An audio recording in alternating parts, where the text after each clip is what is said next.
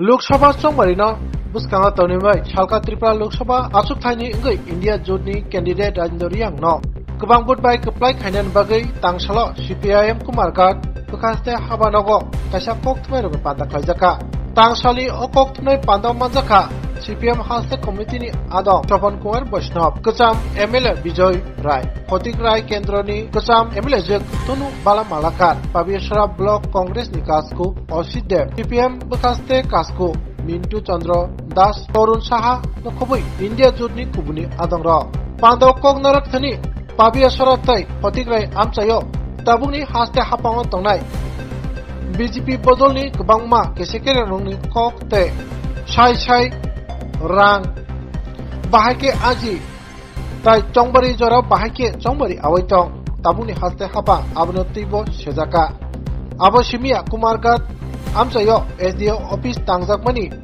ताई 10,323 सेबुक ककक रगनि बागै साबो माजरा आबनो तिबो ताबुनि हास्ते हापांनो इसी सुरका পক্ষ থেকে বলা হয়েছে রথযাত্রা কুমারঘাটের সারা বিশ্বের ইতিহাসে করুণময় অধ্যায় হয়েছে। এখানে যে ঘটনাটা ভয়াবহ ঘটনাটা ঘটেছে বিশ্বের কোথায় এরকম রথযাত্রার ঘটনা ঘটেনি। আমি নিজেও বাংলাদেশের কুমিল্লায় এক বড় রথযাত্রা চিটাগাংয়ের রথযাত্রা আমি ছিলাম। 50-60 হাজার লাখ 4 লাখ 5 লাখ লোক সমাবেশ, কত সুন্দর। রথের সিস্টেম আছে, রথের নিয়ম আছে, এগুলো মেনেই রথ করতে হয়। নিম গাছের দিয়ে টাকা বানাতে হয়, রথের মধ্যে অনেক সিস্টেম থাকে। আমার কাঁচা পয়সায় রথ হয়েছে, তো ব্ল্যাকের পয়সা যেটা বললো বিজয় কাকা যে মানে রেঞ্জ অফিসের পয়সা ওই ফরেস্ট বাগানে ট্যুরিজমদের জন্য একটা যে তৈরি করা হচ্ছে সেইখানকার পয়সা রেঞ্জার কি করে সরকারি সম্পদ আরেকজনকে দান করতে পারে? রেঞ্জার কিসের মালিক? এটার আজ পর্যন্ত কোনো বিচার তদন্তে কোনো রিপোর্ট আসলো না। সবচেয়ে বড় হচ্ছে আমার বাড়ির পাশে আশপাশে মিলে আমার বাড়ির দিকেই 4 জন নেই। এক বাড়িতে বাপ ছেলে নেই, আর এক বাড়িতে বাংলাদেশ থেকে বেড়াতে আসছিল আমার পাশের বাড়ি, তাদের স্ত্রী মারা গেল। ভদ্রলোক এখানে কোনো সুযোগ সুবিধাই পেল না। বেড়াতে এসে রথযাত্রা দেখতে গিয়ে সেখানে ওই মহিলাটার প্রাণ গেল। এইভাবে এই উত্তর পাবিয়াচড়া, এখানে এরপরে বুদ্ধ মন্দির, বিভিন্ন জায়গা কত লোক যে ইনজুর হলো, এটা ভাবার উপায় নেই।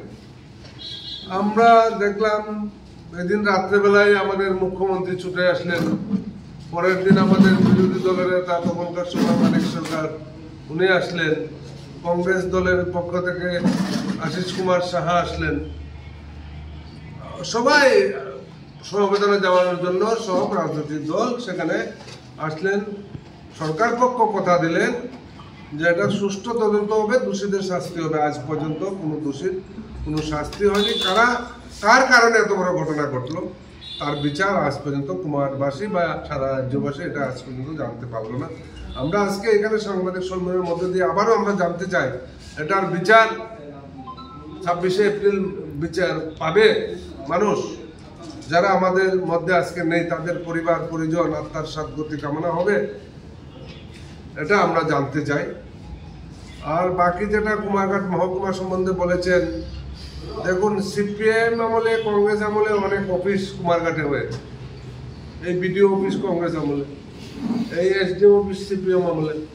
এখানে যতগুলো কুমারঘাটে যতগুলো অফিস আছে হয় কংগ্রেস না সিপিএম আমলে হয়েছে। এই বিজেপির ডাবল ইঞ্জিনের সরকার 6 বছরে কুমারঘাটে কি হয়েছে? কিছুই হয়নি। হাসপাতালে ডাক্তার নেই, চিকিৎসা নেই, মানুষের কোনো উপকার এরা করতে পারছে না।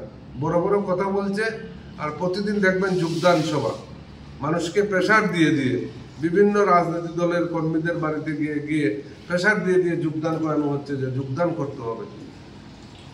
এই যে একটা কালচার তৈরি হয়েছে। আর প্রতিযোগিতা কিরকম জানেন, এক এক বুথে 2-3 নেতা আছে, কে আগে বুথ প্রেসিডেন্ট হবে বা কে কত বড় নেতা হবে, কে কত কম্পিটিশন করে যোগদান করাতে হবে, এই কম্পিটিশন চলছে ভোটের জন্য না।